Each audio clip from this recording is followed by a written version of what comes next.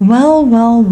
You know, the Remnant 2 developers has done it again because they have hid a pretty big secret in the latest DLC, and this time it is a gnarly looking weapon for us to find. So we thought, why not give it a go, see if we can find it, and I wanted to share this with you on how we found it. First of all, it wasn't as scary as I initially thought it would be. I had way more troubles rolling the tormented, tranquil, hard rolls with the Losomn and N'Erud, to be honest, but alas, I can see how this could be frustrating as it was a lot of steps. Also, a few things to note is that I am on PC, and even though the Save Guardian might have helped make things a little bit easier, I wanted to test exactly how hard it'll be for us to get the walls and the dungeons we needed without the Guardian. So there's hope for you console players, as this took us a total of 3 rolls to get the Ethereal Manor, and after that everything was pretty smooth going. It did help that we completed the campaign prior to the hunt, having the Nightweaver storyline in Losomn,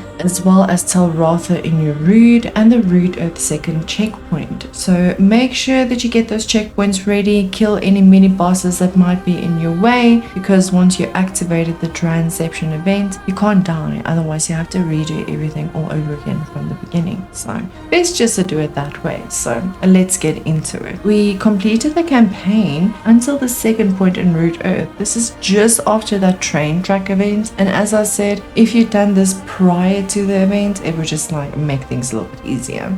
Then we opened adventure mode, rolled and explored the Wagon King overworld until we got one of the burning dungeon Losomn, and this happened to be the Cotton's Kiln for us. We were looking for the Ethereal Manor, and once we made our way there, we went inside and we made our way upstairs. We do need to get grabbed by this guy to put yourself into the dream state. Don't mind what I'm doing here right now. We were just testing to see if he will grab me if you have your back turned, and spoiler alert, he does. Once you are in the dream state, you want to go ahead and use liquid escape, but don't panic because you are still good regarding the no dying part. I will warn you. This liquid escape will basically transport you to the Consecrated Throne. There's a ring on this throne, if you haven't picked it up, called the Crimson Dreamstone. So just go ahead and add that to your collection, but do not use Liquid Escape again, but rather use the stone to travel to Ward 13, and this is where the Tranception adventure begins. You cannot die from this point forward. Just don't die. Ran all the way to the bottom where Ford basically took us at the start of the game, and you will see the Dran. So have a chat with him, exhaust his dialogue, and he will start screaming at you. If you are in a duo party, just make sure your duo also talks to them. Then we opened adventure mode. We traveled to Yaesha to the Red Throne because our campaign had the Forbidden Grove. So once we got to the Red Throne, we just went to the starting area, made our way to the right side of the map.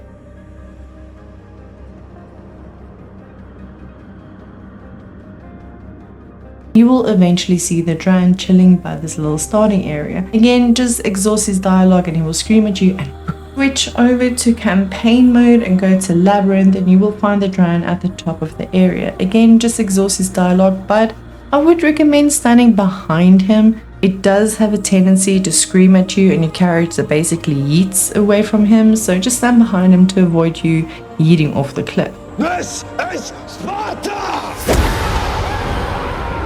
Our campaign included N'Erud Forgotten Prison with a Tal Ratha Refuge checkpoint, which made it a lot easier. So if you do not have this dungeon and you are doing it on adventure mode, you just need to go ahead, clear the area, follow the quest dungeons, and you will get to this area in no time. Just be careful not to die. But once you see the Dran, just exhaust his dialogue again, and then after that we switch back to campaign mode, travel to Root Earth, and we made our way to the second checkpoint of the starting area.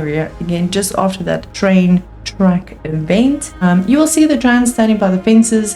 Have a chat with him and we will move forward. Our campaign did include Nightweaver Losomn, so we traveled to the Dran chilling against the wall inside the Tormented Asylum. Again, you can just go ahead in adventure mode if this is not available in your campaign mode. After a rather interesting chat with the Dre, he gave us a consumable which you can just pop, and this is actually really cool because then you enter into a dream world called Forgotten Knoll. Now, I really enjoyed the visuals of this area. It was pretty cool. It was very like Souls-like for me, if I can put it that way, because I mean, in Bloodborne, it was those weird pillars outside. Dark Souls, there were those weird things by the Ring City. So it felt very, very much up that alley. So that was pretty cool.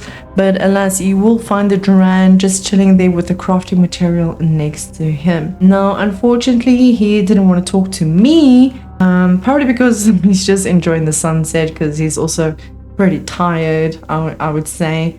Or it's because we took his pocket cube. I don't know, but we made it. We got it. Like I said, it sounded really scary at first, but it's just about getting those right rolls in the right areas and not to die. And again, we didn't use a Save Guardian, and it was pretty much just, it was really cool.